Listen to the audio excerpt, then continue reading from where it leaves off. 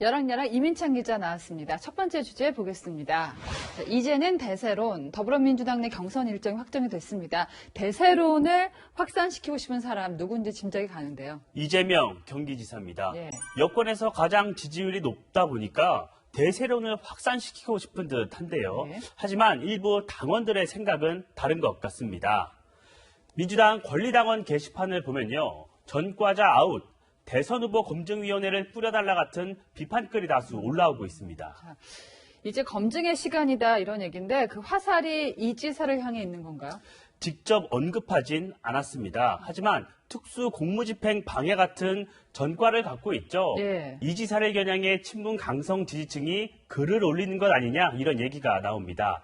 이 지사의 전과 과거에도 논란이 됐습니다. 이 후보자의 전과도 굉장히 저는 심각하다고 생각합니다. 음주운전이나 공무원 자격사칭, 무고 이런 부분은 사실 법조인이 보기에는 좀 정당하지 않다. 그런 문제가 있다고 생각합니다. 이 얘기들은 지금까지 정말로 수도 없이 얘기된 겁니다. 국민들이 이런 점 다 감안해서 판단하고 계십니다. 자, 한번 여론조사 결과를 상기해 보면요. 지금 현재로서는 여권에서 이 지사가 유리한 건 맞아요. 맞습니다. 여론조사 결과를 살펴보면요. 차기 대선 후보 선호도 이 지사가 여권에서 가장 높습니다. 하지만 최근 박스권에 갇힌 모습인데요. 반면 친문 강성 지지층이 기반인 추미애 전 법무부 장관 네. 지지율이 조금씩 오르고 있습니다. 지금 민주당 대선 후보가 총 이제 9명입니다. 나중에 이 후보들끼리 어떻게 합종 연행할지도 변수가 되겠죠. 민주당 결선 투표제를 도입하고 있는데요. 본경선 1위 후보가 과반 득표에 미달하면 1, 2위 후보를 두고 한 번 더 투표를 하는 방식입니다. 네. 이렇게 되면 친문 대 반문 구도가 더욱 명확해질 수 있는데요. 선두 후보라고 마음을 놓긴 이른 듯합니다. 예. 다음 주제 보겠습니다. 상가라서 괜찮아. 김기표 대통령 반부패 비서관 지난 3월에 이제 임명이 됐었는데 네. 재산이 처음 공개됐는데요. 논란이 커지다 보니까 청와대가 김 비서관 해명을 공개했습니다. 김 비서관 광주 송정동에 임야 1,578제곱미터를 갖고 있다고 예. 신고했습니다. 도로가 연결되지 않은 맹지를 구입하고 가액을 4,900만 원이라고 신고한 건데요. 그런데 산지 1년여 만에 1km 정도 떨어진 송정지구 개발 계획이 발표되면서 땅값이 뛴 것으로 알려졌습니다.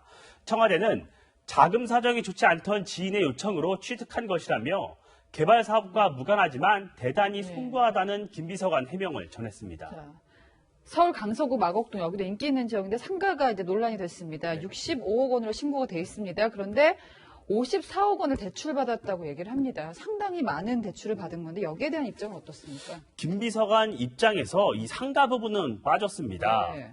그래서 청와대에 좀 더 취재를 해봤는데요. 김 비서관이 변호사 시절이던 2018년 분양받았는데 결과적으로 실패한 투자가 됐다며 현재 매각을 추진 중이라고 설명했습니다. 야당은 이렇게 비판했습니다. 영끌 대출에 대해 변호사 시절 투자용이라고 문제될 것이 없다는 건 이중잣대입니다. 이래서 대놓고 국민을 기만한다는 비판을 듣는 것입니다. 지금 이제 일반 국민들도 대출을 해서 집을 사는 것도 굉장히 힘든 상황이고 청와대가 특히 이제 과도한 대출을 통해서 부동산 투기를 하는 거, 투자를 하는 거 이걸 투기로 규정해 왔지 않습니까? 그래서 더 논란이 커진 건데요. 문재인 대통령 김 비서관 임명 이틀 전에도 이런 얘기를 했습니다. 부동산 투기는 국민들의 내 집 마련의 소박한 꿈과 공평한 기회라는 기본적인 요구를 짓밟았습니다. 우리 사회가 더 공정한 사회로 나아가고 있다는 국민의 기대도 무너뜨렸습니다. 아파트든 상가든 땅이든 부동산을 보는 시선이 국민들과 같은지부터 생각해봐야 하지 않을까요? 네. 적법한 절차를 거쳐서 대출을 얻은 거라면 법적으로는 문제를 삼을 수 없지만 또 공직자로서는 또 어떨까 국민의 생각이 좀 다양할 것 같습니다. 지금까지 여랑야랑이었습니다.